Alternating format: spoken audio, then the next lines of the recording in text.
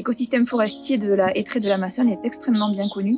En revanche, le compartiment des aérosols est totalement inexploré à l'Amazone. L'idée du projet, en fait, c'était de regarder deux choses. La première, c'est d'identifier vraiment les plastiques et savoir si les feuilles des arbres peuvent servir de capteur passif, c'est-à-dire est-ce que les plastiques vont s'accumuler en fait sur ces feuilles. Et on va se concentrer sur certaines essences d'arbres pour savoir si, en fonction de la structure des feuilles, les arbres vont piéger plus ou moins fortement le plastique qui se retrouverait dans l'atmosphère.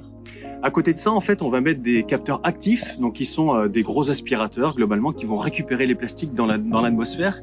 On va les ramener au laboratoire, tous ces plastiques et ces feuilles, et on va analyser en fait leur composition et leur quantité. Le deuxième volet du projet, c'est de savoir si vraiment ces plastiques aussi ils peuvent porter des pathogènes.